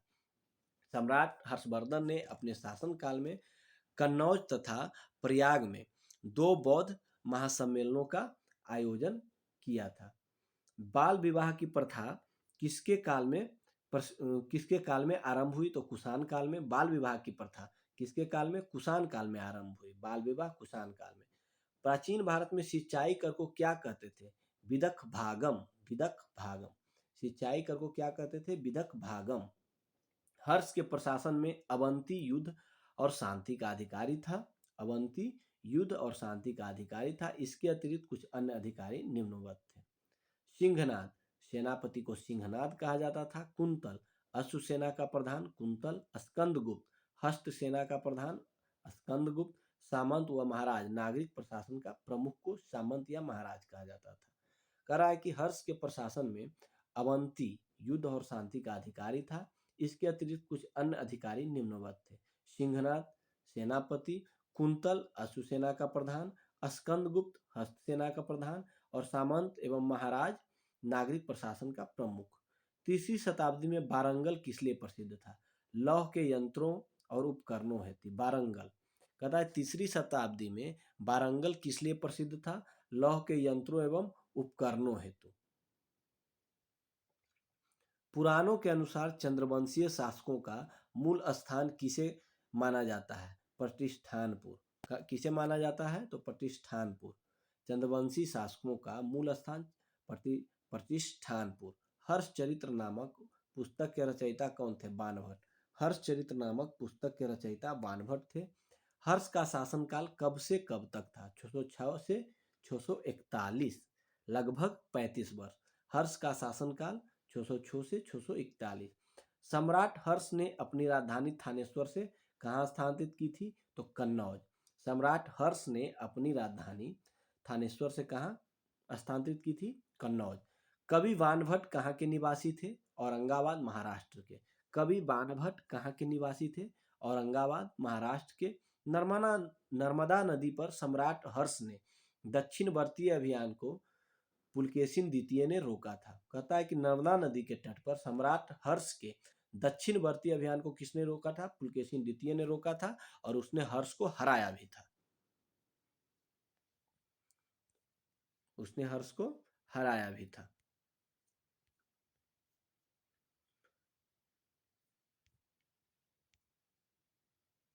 नालंदा विश्वविद्यालय किस राज्य में स्थित है? बिहार में स्थित है। नालंदा विश्वविद्यालय बिहार में स्थित है। कहाँ है? ह्वेनसांग किस राजा के शासनकाल में भारत आया था? सम्राट हर्षवर्धन। ह्वेनसांग किस राजा के शासनकाल में भारत आया था? सम्राट हर्षवर्धन के शासनकाल में। भारत में नारियल की खेती कब से प्रारंभ हुई? सातवाहन काल से। भारत में नारियल की खेती सातवाहनों ने शुरू की थी। किसने? नारियल की खेती सातवाहनों ने शुरू की थी। कौशेय शब्द का प्रयोग किसके लिए किया जाता है? रेशम के लिए। कौशेय शब्द का प्रयोग रेशम के लिए किया जाता है। गुप्तोत्तर काल में प्रमुख व्यापारिक केंद्र कहाँ है? कहाँ था? कन्नौज। गुप्तोत्तर काल में प्रमुख व्यापारिक केंद्र कन्नौज था। ह्वेनसांग की भारत में यात्रा के समय सूती वस्त्रों के उत्पादन के लिए सबसे प्रसिद्ध नगर मथुरा था। ह्वेनसांग की भारत में यात्रा के समय सूती वस्त्रों के उत्पादन के लिए सबसे प्रमुख नगर मथुरा था। गुप्तोत्तर काल में भूमि का स्वामित्व किसके हाथ में था? ग्राम सभा के हाथ में। गुप्तोत्तर काल में भूमि का स्वामित्व ग्राम सभा के हाथ में था। भारत में सबसे प्राचीन विश्वविद्यालय नालंदा विश्वविद्यालय, जो कि भारत में है। इसकी स्थापना कुमार गुप्त ने की थी। सबसे प्राचीन विश्वविद्यालय नालंदा विश्वविद्यालय। भीनमाल की यात्रा किस चीनी यात्री ने की थी? ह्वेनसांग ने। भीनमाल की यात्रा किस चीनी यात्री ने की थी? ह्वेनसांग। चीनी यात्री इत्सिंग ने बिहार का भ्रमण किस समय किया था? 672 ईस्वी में। चीनी यात्री इत्सिंग बिहार का भ्रमण किस समय में किया था? 672 ईस्वी में। हर्ष को 3 नाटकों प्रियदर्शिका, रत्नावली और नागानंद के रचयिता के रूप में भी जाना जाता है। हर्ष को 3 नाटक कौन कौन है? हर्ष का प्रियदर्शिका, रत्नावली और नागानंद के रचयिता के रूप में हर्ष को जाना जाता है। नालंदा विश्वविद्यालय को किसने नष्ट किया था? तो बख्तियार खिलजी ने नष्ट किया था। नालंदा विश्वविद्यालय को बख्तियार खिलजी ने नष्ट किया था। किस काल में जजमानी व्यवस्था कहलाने वाली एक नए प्रकार की सामाजिक संरचना का भारत में प्रसार हुआ था? तो उत्तर गुप्त काल में। किस काल में जजमानी व्यवस्था कहलाने वाली एक नए प्रकार की सामाजिक संरचना का भारत में प्रसार हुआ था? उत्तर गुप्त काल में। चीन में दूत भेजने वाले शासक कौन कौन थे? देख लेते हैं। हर्षवर्धन पुष्यभूति वंश, नरसिंह द्वितीय पल्लव वंश, यशोवर्मन कन्नौज नरेश, कुलोतुंग चोल वंश के शासक। कुलोतुंग चोल, ये चारों शासक थे जो चीन में दूत भेजने वाले शासकों में गिनती आते हैं। कौन कौन? हर्षवर्धन, नरसिंह द्वितीय, यशोवर्मन और कुलोतुंग प्रथम। मौर्यों द्वारा निर्मित सुदर्शन झील काठियावाड़ में का जीर्णोद्धार शक शासक रुद्रदामन प्रथम ने करवाया था। मौर्यों द्वारा निर्मित सुदर्शन झील काठियावाड़ में है, का जीर्णोद्धार शक शासक रुद्रदामन ने करवाया था। भारत में प्राचीन स्थापत्य कला। खजुराहो का मांतगेश्वर मंदिर किस देवता को समर्पित है? शिव को। खजुराहो का मांतगेश्वर मंदिर किस देवता को समर्पित है? शिव को। 100 से अधिक बौद्ध गुफाएं कहाँ स्थित है? कन्हेरी, महाराष्ट्र में। 100 से अधिक बौद्ध गुफाएं कहाँ स्थित है? कन्हेरी, महाराष्ट्र में। पालीताना मंदिर, पालीताना मंदिर किस नगर में अवस्थित है? भावनगर में। पालीताना मंदिर किस नगर में अवस्थित है? तो भावनगर में। त्रिमूर्ति के नाम से कौन सी गुफा विख्यात है? एलिफेंटा। त्रिमूर्ति के नाम से कौन सी गुफा विख्यात है? एलिफेंटा। खजुराहो के मंदिर हिंदू एवं जैन धर्म से संबंधित है। इनका निर्माण चंदेल शासकों ने 950 से 1050 ईस्वी के मध्य करवाया था। खजुराहो के मंदिर हिंदू एवं जैन धर्म से संबंधित है। इनका निर्माण चंदेल शासकों ने करवाया था 950 से 1050 ईस्वी के मध्य। एलोरा की प्रसिद्ध शैलकृत मंदिर एवं गुफाएं किस धर्म से संबंधित है? हिंदू, बौद्ध और जैन धर्म से। एलोरा के प्रसिद्ध शैलकृत एवं गुफाएं किस धर्म से संबंधित है? हिंदू, बौद्ध एवं जैन। पशुपतिनाथ मंदिर किस देश में स्थित है? नेपाल, काठमांडू में। पशुपतिनाथ मंदिर किस देश में स्थित है? तो नेपाल में है, काठमांडू में। बौद्ध गुफा मंदिरों में कौन सबसे प्रसिद्ध है? अजंता। बौद्ध गुफा मंदिरों में सबसे प्रसिद्ध कौन है? तो अजंता है। एलोरा एलोरा गुफाओं महाराष्ट्र का निर्माण किन शासकों ने कराया था? राष्ट्रकूटों ने। एलोरा गुफा जो महाराष्ट्र में है का निर्माण किस शासकों ने करवाया था? तो राष्ट्रकूटों ने, यानी एलोरा का निर्माण राष्ट्रकूटों ने करवाया था। प्रसिद्ध नैमिषारण्य तीर्थ किस जनपद में है? सीतापुर, उत्तर प्रदेश में। प्रसिद्ध नैमिषारण्य तीर्थ किस जनपद में है? सीतापुर, उत्तर प्रदेश में। शैलकृत मंदिर स्थापत्य का आश्चर्य किसे माना जाता है? कैलाश मंदिर, एलोरा। शैलकृत मंदिर स्थापत्य का आश्चर्य किसे माना जाता है? कैलाश मंदिर, एलोरा का। एलिफेंटा के शैलकृत मंदिरों को स्थापित करने का श्रेय राष्ट्रकूट शासक को दिया जाता है। यहाँ की गुफाएं शैव धर्म से संबंधित है। एलिफेंटा के शैलकृत मंदिरों को स्थापित करने का श्रेय राष्ट्रकूट शासकों को दिया जाता है। यहाँ की गुफाएं शैव धर्म से संबंधित है। एलोरा के प्रसिद्ध शिव मंदिर का निर्माण किस राष्ट्रकूट शासक ने करवाया था? कृष्ण प्रथम ने। एलोरा के प्रसिद्ध शिव मंदिर का निर्माण किस राष्ट्रकूट शासक ने करवाया था? तो कृष्ण प्रथम ने करवाया था। अंकोर वाट का विष्णु मंदिर कहाँ पर स्थित है? तो कंबोडिया में स्थित है। अंकोर वाट का विष्णु मंदिर कहाँ अवस्थित है? तो कंबोडिया में स्थित है। किस धर्म को राष्ट्रकूटों का संरक्षण प्राप्त था? जैन धर्म को। किस धर्म को? जैन धर्म को राष्ट्रकूटों का संरक्षण प्राप्त था। कोणार्क सूर्य मंदिर का निर्माण किस शासक ने करवाया था? तो नरसिंह देव बर्मन ने।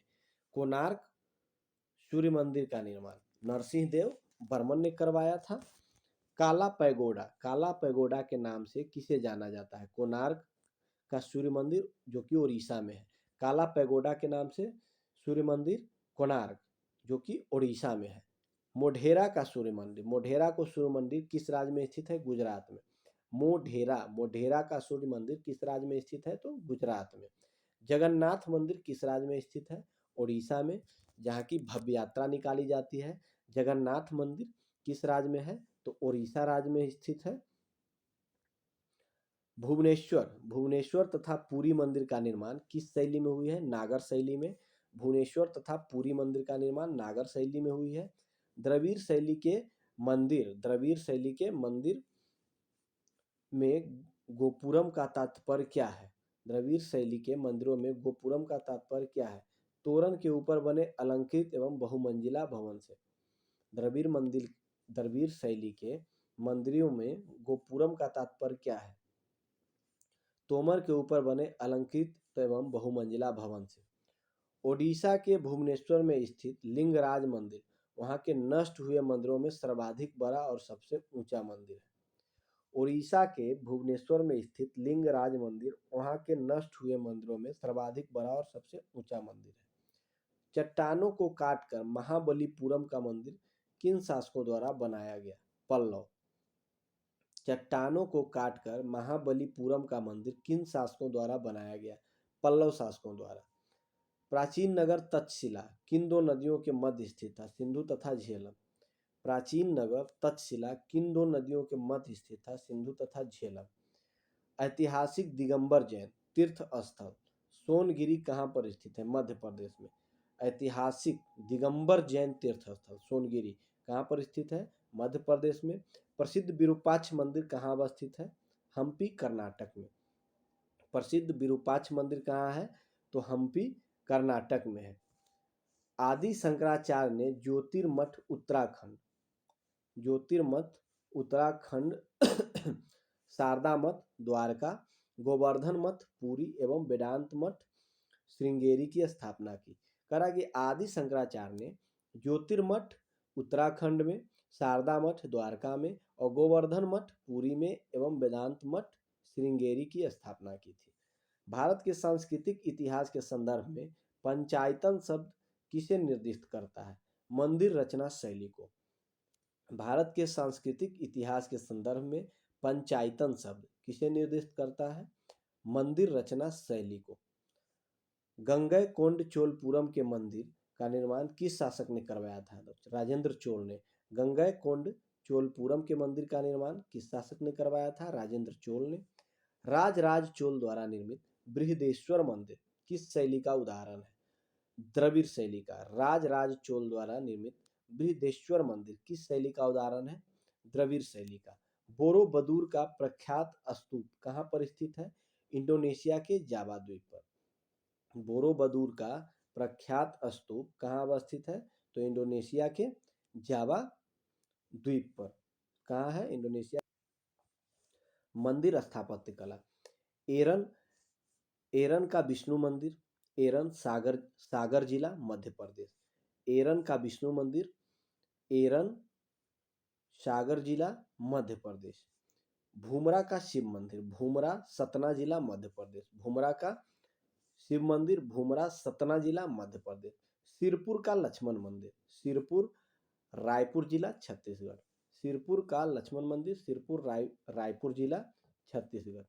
तिगवा का विष्णु मंदिर, तिगवा जबलपुर मध्य प्रदेश। तिगवा का विष्णु मंदिर, तिगवा जबलपुर मध्य प्रदेश।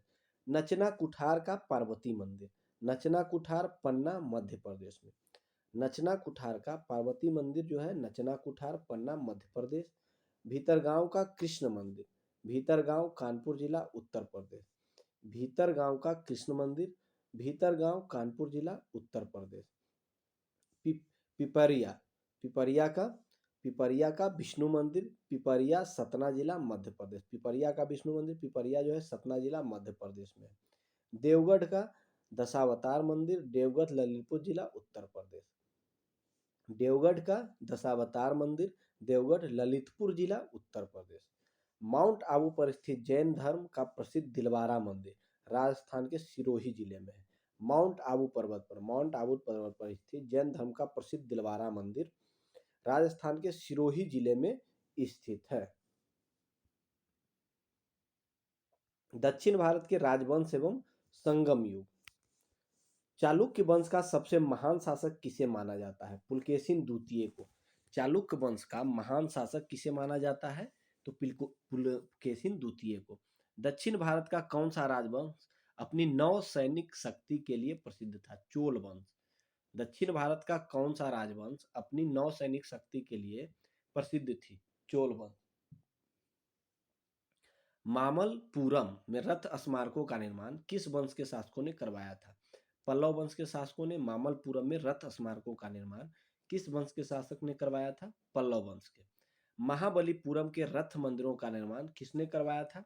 नरसिंह वर्मन प्रथम ने। महाबलीपुरम के रथ मंदिर का निर्माण नरसिंह वर्मन प्रथम ने। पांड्य राज किस वस्तु के उत्पादन के लिए प्रसिद्ध था? मोतियों के लिए। पांड्य राज किस वस्तु के उत्पादन के लिए प्रसिद्ध था? मोतियों के लिए।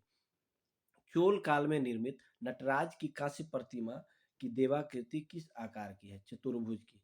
चोल काल में निर्मित नटराज की कांस्य प्रतिमा की देवाकृति किस प्रकार की, किस आकार की है? चतुर्भुज आकार की है।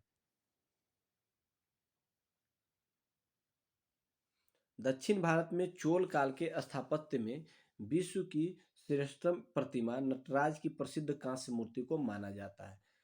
दक्षिण भारत में चोल काल के स्थापत्य में विश्व की श्रेष्ठतम प्रतिमा नटराज की प्रसिद्ध कांस्य मूर्ति का निर्माण माना जाता है। कवि कालिदास के नाम का उल्लेख किस लेख में हुआ है? ओहोल के उत्कीर्ण लेख में।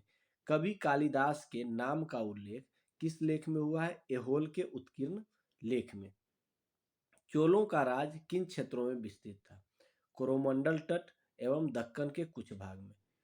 चोलों का राज किन क्षेत्रों में विस्तृत था? कोरोमंडल तट एवं दक्कन के कुछ भाग में। किस राजवंश के शासक अपने शासन काल में ही अपना उत्तराधिकारी घोषित कर देते थे?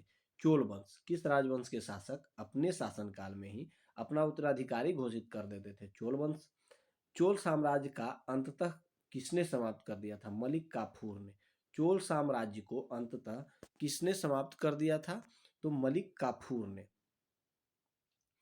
संगमकालीन प्रमुख साहित्यकार एवं उसके साहित्य एवं उसके रचनाकार। तिरुकुरल या कुरल, तिरुवल्लुवर रचनाकार कौन थे? तिरुवल्लुवर। तिरुकुरल या कुरल का तिरुवल्लुवर रचनाकार थे।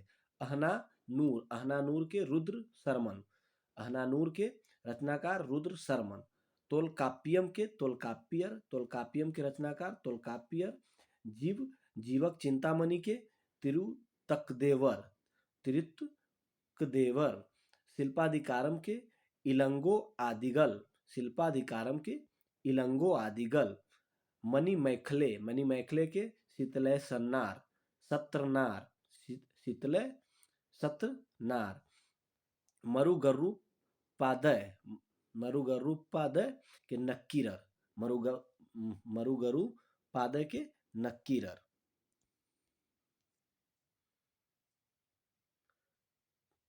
प्रमुख राजवंश, राजधानी तथा उनके संस्थापक। चोल वंश के राजधानी तंजौर, संस्थापक विजयालय चोल। चोल वंश के संस्थापक विजयालय चोल, राजधानी तंजौर। पल्लव वंश की राजधानी कांचीपुरम, संस्थापक सिंह विष्णु। पल्लव वंश के संस्थापक सिंह विष्णु और राजधानी कांचीपुरम। राष्ट्रकूट वंश के मन्यखेत, दंतीदुर्ग। राष्ट्रकूट वंश के संस्थापक दंतीदुर्ग, राजधानी मन्यखेत, मान्यखेत। होयसल वंश, होयसल वंश के राजधानी द्वार समुद्र और विष्णुवर्धन संस्थापक। होयसल वंश के संस्थापन कौन थे? तो विष्णुवर्धन, द्वार समुद्र। काकतीय वंश, काकतीय वंश के अमकोंड, राजधानी अमकोंड और संस्थापक बीटा प्रथम। काकतीय वंश के संस्थापक बीटा प्रथम और अमकोंड। गंग वंश, गंग वंश के कुबलाल व तलकाड, ब्रजहस्त पंचम। गंग वंश के राजधानी कुबलाल व तलकाड, संस्थापक ब्रजहस्त पंचम। पाल वंश के गोपाल मुंगेर, पाल वंश की राजधानी मुंगेर, संस्थापक गोपाल। सेन वंश, सेन वंश के संस्थापक सामंत सेन, राजधानी लखनऊती। सेन वंश की राजधानी लखनऊती और संस्थापक सामंत सेन। पांड्य वंश, पांड्य वंश के संस्थापक नेडियोन, राजधानी मदुरै। पांड्य वंश के राजधानी मदुरै और संस्थापक नेडियोन। गुर्जर प्रतिहार वंश के नागभट्ट प्रथम, राजधानी कन्नौज। गुर्जर प्रतिहार वंश के संस्थापक नागभट्ट प्रथम और राजधानी कन्नौज। चालुक्य, कल्याणी के चालुक्य वंश के राजधानी मान्यखेत, कल्याण, संस्थापक तैलप द्वितीय, संस्थापक तैलप द्वितीय। चालुक्य वंश, चालुक्य वंश के राजधानी मान्यखेत, तैलप द्वितीय, संस्थापक चालुक्य। बादामी के चालुक्य बतापी, राजधानी बतापी और संस्थापक जयसिंह प्रथम। बादामी के चालुक्य संस्थापक जयसिंह प्रथम। चालुक्य वंश बेंगी के चालुक्य संस्थापक विष्णुवर्धन, राजधानी बेंगी। कल्याणी के कल्याण और बादामी के चालुक्य बतापी और चालुक्य बेंगी के राजधानी बेंगी। गहरवाल वंश की राजधानी वाराणसी, संस्थापक चंद्रदेव। सोलंकी वंश के मूलराज, सोलंकी वंश के संस्थापक मूलराज और राजधानी अनहिलवार। परमार वंश, परमार वंश के राजधानी धारानगरी और संस्थापक उपेंद्र। परमार वंश की राजधानी धारानगरी और संस्थापक उपेंद्र। कलचुरी वंश की राजधानी त्रिपुरी और संस्थापक कोक्कल। चौहान वंश के अजमेर और संस्थापक वासुदेव। चंदेल वंश के खजुराहो, संस्थापक नन्नू। चंदेल वंश के संस्थापक नन्नू और राजधानी खजुराहो। मीनाक्षी मंदिर कहाँ स्थित है? मदुरै में मीनाक्षी मंदिर मदुरै में। चोलों के अधीन ग्राम प्रशासन के बहुत से आलेख किन शिलालेखों में है? उत्तर मेरूर कहाँ है? चोलों के अधीन ग्राम प्रशासन के बहुत से शिलालेख कहाँ है? तो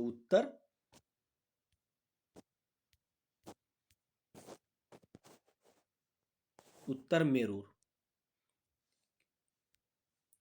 किसके कार्यकाल में चीन ने 72 व्यापारी भेजे थे? कुलोतुंग प्रथम के कार्यकाल में। किसके कार्यकाल में चीन ने 72 व्यापारी भेजे थे? तो कुलोतुंग प्रथम के कार्यकाल में। बंगाल की खाड़ी को चोल झील का स्वरूप प्रदान करने वाला शासक कौन था? राजेंद्र प्रथम। नौसैनिक शक्ति के विस्तार से। बंगाल की खाड़ी को चोल झील का स्वरूप प्रदान करने वाला शासक कौन था? राजेंद्र प्रथम, जिसके पास बहुत बड़ी नौसैनिक शक्ति था। संगम साहित्य में किस दक्षिणी राजवंश का उल्लेख नहीं मिलता है? कदम्ब का। संगम साहित्य में किस दक्षिणी राजवंश का उल्लेख नहीं मिलता है? तो कदम्ब का। धार्मिक कविताओं का संकलन कूरल किस भाषा में रचित है? तमिल भाषा में। धार्मिक कविताओं का संकलन कूरल तमिल भाषा में रचित है। कदम्ब राजाओं की राजधानी कहाँ स्थित है? वनवासी में। कदम्ब राजाओं की राजधानी वनवासी में स्थित है। कदम्ब राज की स्थापना मयूर शर्मन ने की थी। कदम्बों ने 4ठी शताब्दी में उत्तरी कर्नाटक और कोक्कण में अपनी सत्ता स्थापित की थी।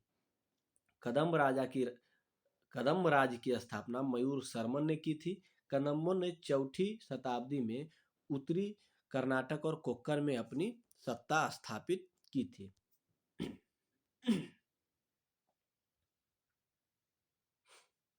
तमिल रामायणम अथवा रामावतारम का लेखक कौन था? कंबन। तमिल रामायणम तथा रामावतारम का लेखक कौन था? तो कंबन।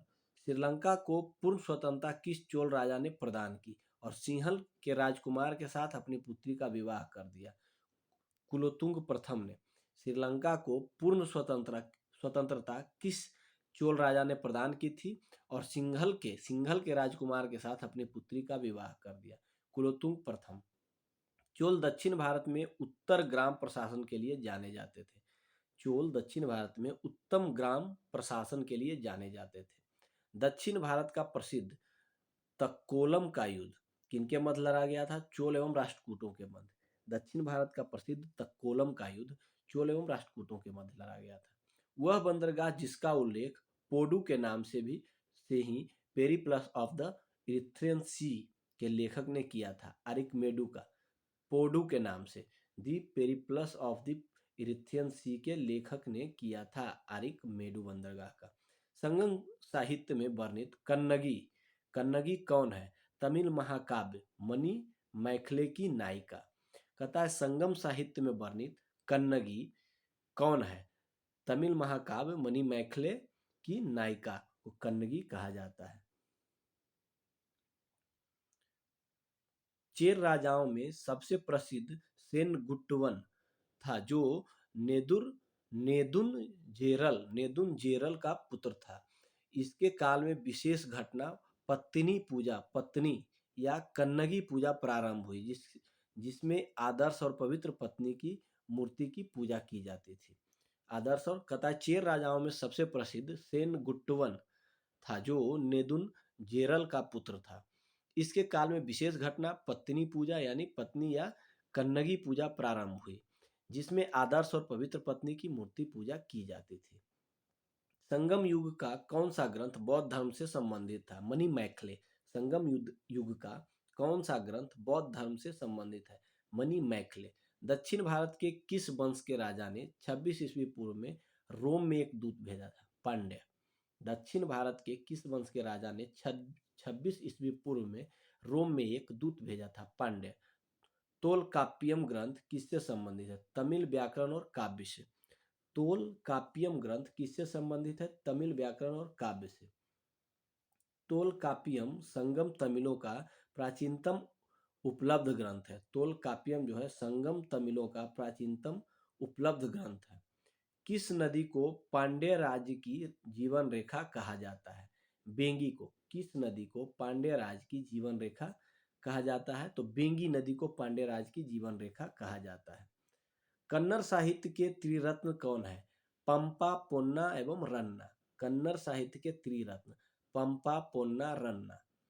संगम काल के चोल शासकों में सबसे प्रतापी शासक कौन था? करिकाल।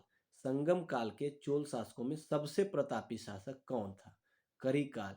महाभारत के सर्वप्रथम तमिल अनुवादक कौन थे? पेरुंदेवनार। पेरुंदेवनार। महाभारत के सर्वप्रथम तमिल अनुवादक पेरुंदेवनार। दक्षिण भारतीय प्रसिद्ध महाकाव्य कूरल के लेखक कौन थे? तिरुवल्लुवर। दक्षिण भारतीय प्रसिद्ध महाकाव्य कूरल, कूरल के लेखक कौन थे? तो तिरुवल्लुवर। संगम युगीन चोल शासकों का धर्म क्या था? शैव था। संगम युगीन चोल शासकों का धर्म क्या था? शैव धर्म था। संगम युग के शास्त्रीय ग्रंथों का रचना काल क्या है? 100 ईस्वी पूर्व से 100 ईस्वी। संगम युग के शास्त्रीय ग्रंथों का रचना काल क्या है? तो 100 ईस्वी पूर्व से 100 ईस्वी तक। संगम कालीन प्रचलित शब्दावली। बरियम, क्षेत्र की उपज की दृष्टि से लिया जाने वाला कर। बरियम या बरियर। बरियम वसूलने वाला अधिकारी को बरियर कहा जाता है। बरियम जो है क्षेत्र की उपज की दृष्टि से लिया जाने वाला कर है। क्षेत्र की उपज की दृष्टि से लिया जाने वाला कर। बरियर, बरियम वसूलने वाले अधिकारी को बरियर कहा जाता है। कराई, भू राजस्व लगान, उपज का 1/6 भाग। राज्य की आय का मुख्य स्रोत था। कराई भू राजस्व या लगान, उपज का 1/6 भाग, राज्य की आय का मुख्य स्रोत। इराई, सामंतों द्वारा दिया जाने वाला कर, युद्ध में लूटे हुए माल में राज्य का हिस्सा। इराई क्या था? सामंतों द्वारा दिया जाने वाला कर एवं युद्ध में लूटे हुए माल में राज्य का हिस्सा। इराबू, जबरन लिया जाने वाला उपहार इराबू कहलाता है। जबरन लिया जाने वाला उपहार इराबू कहलाता था। उल्गू संगम, उल्गू संगम, सीमा शुल्क व मार्ग कर, राज्य की आय का दूसरा सर्व प्रमुख स्रोत। उल्गू संगम, सीमा शुल्क व मार्ग कर, राज्य की आय का दूसरा सर्वप्रमुख स्रोत। कडमई पांडु वडु, राजा को दिया जाने वाला शुल्क। कडमई या पांडु वडु, राजा को दिया जाने वाला शुल्क। माँ व वेली, भूमाप इकाई। माँ व वेली, भूमाप इकाई। कलम, अनाज के तौल की इकाई को कलम कहते थे। अनाज के तौल की इकाई को कलम। संगम कालीन साहित्य में राजा के लिए कौन, को एवं मन्नन, कौन, को एवं मन्नन शब्द प्रयुक्त होते थे। संगम ग्रंथों में उल्लिखित मुरुगन किस देवता से साम्य रखते थे? मुरुगन, स्कंद। अन्य नाम कार्तिकेय, कुमार और सुब्रमण्यम। सुब्रमण्यम। संगम ग्रंथों में उल्लिखित मुरुगन, मुरुगन किस देवता से साम्य रखते थे? स्कंद। अन्य नाम मार्तिकेय, कार्तिकेय, कुमार और सुब्रमण्यम। प्राचीन तमिल देश में उपजाऊ कृषि भूभाग को क्या कहा जाता था? मरुदम। प्राचीन तमिल देश में उपजाऊ कृषि भूभाग को क्या कहा जाता था? मरुदम। संगम युग में चोल राज्य की राजधानी उरैयूर से पुहार स्थानांतरित करने का श्रेय किसे जाता है? करिकाल को। संगम युग में चोल राज्य की राजधानी उरैयूर से पुहार स्थानांतरित करने का श्रेय किसे जाता है? करिकाल को। संगम काल में सर्वाधिक प्रचलित व्यवसाय क्या था? तो वस्त्र उद्योग था। सर्वाधिक प्रचलित व्यवसाय वस्त्र उद्योग था। संगम कालीन में सर्वाधिक प्रचलित व्यवसाय वस्त्र उद्योग था। तमिल साहित्य में यूनानी रोमन व्यापारियों को क्या कहा गया? यवन। यूनानी रोमन व्यापारियों को क्या कहा गया? यवन। संगम युग में उरैयूर कपास सूती वस्त्र के व्यापार के लिए विख्यात था। संगम युग में उरैयूर कपास या सूती वस्त्र के व्यापार के लिए विख्यात था। उरैयूर कपास एवं सूती वस्त्र के व्यापार के लिए विख्यात था। किस संगम युगीन शासक द्वारा पत्नी पाल्य के रचयिता रुद्र कन्नार को 16 लाख स्वर्ण मुद्राएं प्रदान की गई? करिकाल के द्वारा। किस संगम युगीन शासक द्वारा पत्नी पाल्य के रचयिता रुद्र कन्नार को 16 लाख स्वर्ण मुद्राएं प्रदान की गई। करिकाल, वह संगम कालीन तमिल साहित्य जिसमें भक्त प्रहलाद का वर्णन प्राप्त होता है। परिपादल, वह संगम कालीन तमिल साहित्य जिसमें भक्त प्रहलाद का वर्णन प्राप्त होता है। परिपादल, किस पांड्य शासक ने समुद्र पूजा आरंभ करवाई थी? नेडियोन।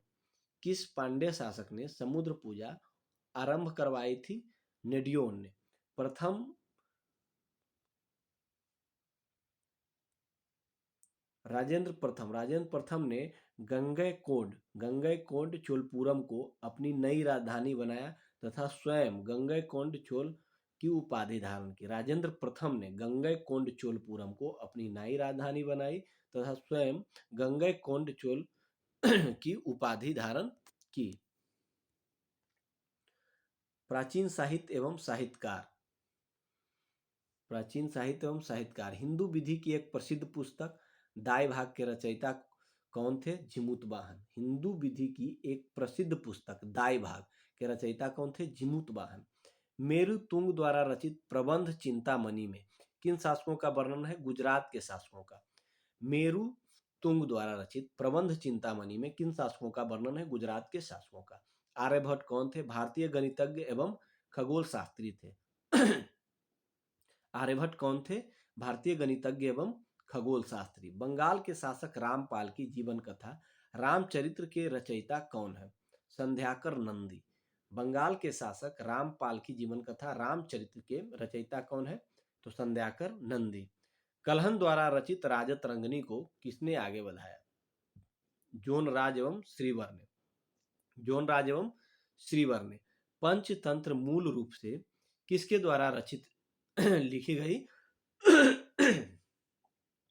पंडित विष्णु शर्मा द्वारा। पंचतंत्र मूल रूप से किसके द्वारा लिखी गई थी? पंडित विष्णु शर्मा के द्वारा। पंचतंत्र भारत की सर्वाधिक बार अनुवादित साहित्यिक पुस्तक मानी जाती है। मूलतः संस्कृत में रचित इस पुस्तक का 15 भारतीय तथा 40 विदेशी भाषाओं में अनुवाद हुआ है। 15 भारतीय और 40 विदेशी भाषाओं में अनुवाद हुआ है। मुगल काल में इसका फारसी अनुवाद अनवारे सुहौली शीर्षक किया गया था। अनवारे सुहौली। पंचतंत्र भारत की सर्वाधिक बार अनुवादित साहित्यिक पुस्तक मानी जाती है। मूलतः संस्कृत में रचित इस पुस्तक का 15 भारतीय और तथा 40 विदेशी भाषाओं में अनुवाद हुआ था। मुगल काल में इसका फारसी अनुवाद अनवारे सुहैली शीर्षक किया गया था। अष्टाध्यायी के रचयिता कौन थे? पाणिनि। अष्टाध्यायी के रचयिता पाणिनि। चरक संहिता नामक पुस्तक किस विषय से संबंधित है? चिकित्सा से। चरक संहिता चिकित्सा से है। पृथ्वीराज रासो के रचयिता कौन है? चंद्रवरदायी। पृथ्वीराज रासो के चंद्रवरदायी। 10 कुमार चरित्र के लेखक कौन है? दंडी। 10 कुमार चरित्र के लेखक कौन है? तो दंडी। गणित की पुस्तक लीलावती के लेखक कौन थे? भास्कराचार्य। गणित की पुस्तक लीलावती गणित से संबंधित पुस्तक है। भास्कराचार्य। गीत गोविंद के रचयिता जयदेव किसकी सभा को सुशोभित करते थे? लक्ष्मण सेन। गीत गोविंद के रचयिता जयदेव किसकी सभा को सुशोभित करते थे? तो लक्ष्मण सेन। मिलिंद पन्हो किस भाषा का ग्रंथ था? पाली ग्रंथ। मिलिंद पन्हो किस भाषा का ग्रंथ? पाली ग्रंथ। नागानंद रत्नावली एवं प्रियदर्शिका के रचयिता कौन थे? हर्षवर्धन। नागानंद रत्नावली और प्रियदर्शिका के रचयिता हर्षवर्धन। शिल्पादिकारम का लेखक कौन था? इलंगो। शिल्पादिकारम का लेखक कौन था? इलंगो। संस्कृत ग्रंथ पृथ्वीराज विजय का लेखक कौन था? जगनक। संस्कृत ग्रंथ पृथ्वीराज विजय का लेखक कौन था? जगनक। विश्वकोशीय ग्रंथ किसे कहा जाता है? बृहत संहिता में। विश्वकोशीय ग्रंथ किसे कहा जाता है? बृहत संहिता में।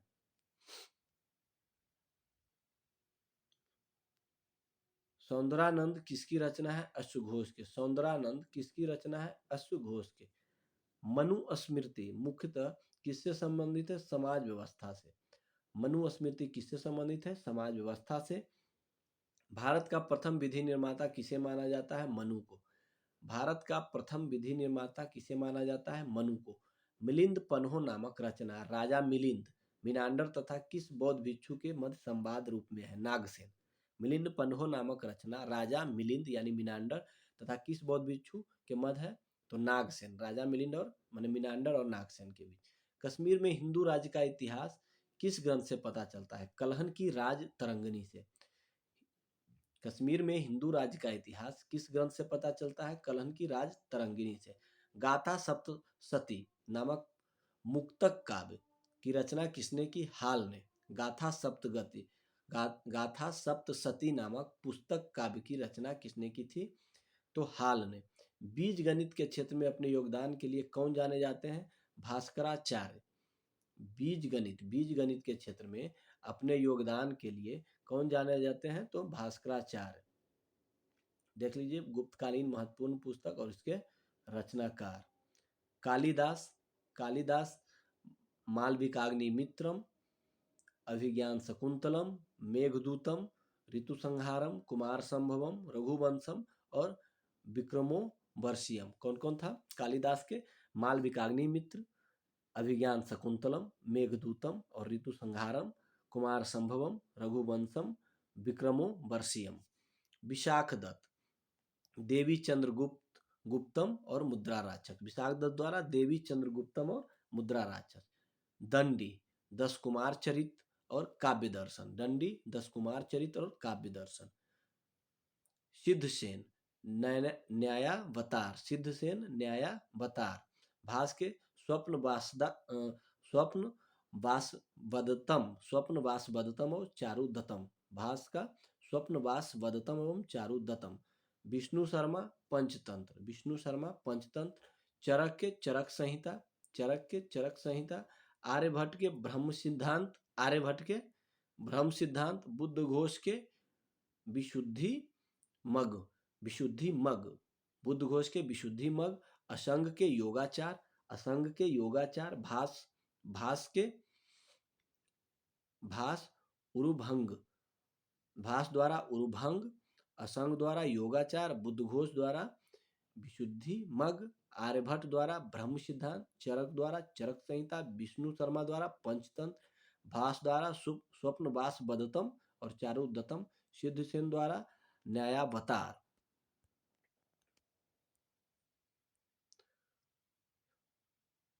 भास द्वारा उरुभंग।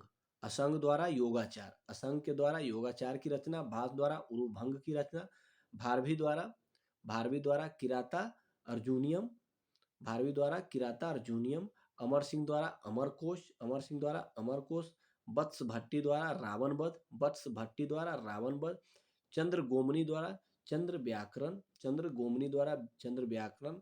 ब्राह्मिहिर द्वारा बृहत संहिता और पंच सिद्धांतिका। ब्राह्मिहिर द्वारा बृहत संहिता और पंच सिद्धांतिका। आर्यभट्ट द्वारा आर्यभट्टियम। शूद्रक द्वारा मृच्छकटिकम। आर्यभट्टियम आर्यभट्ट के द्वारा और मृच्छकटिकम शूद्रक द्वारा। महाभाष्य के लेखक पतंजलि शुंग काल के शासक पुष्यमित्र शुंग के समकालीन तथा उनके पुरोहित थे। महाभाष्य के लेखक पतंजलि शुंग काल के शासक पुष्यमित्र शुंग के समकालीन तथा उनके पुरोहित थे। चलिए अब जाके प्राचीन भारत का इतिहास समाप्त हुआ। अगर मेरा वीडियो अच्छा लगे तो सब्सक्राइब और लाइक जरूर कीजिएगा, साथ ही अपने नियर बाई फ्रेंड्स को शेयर भी कर दीजिएगा। धन्यवाद।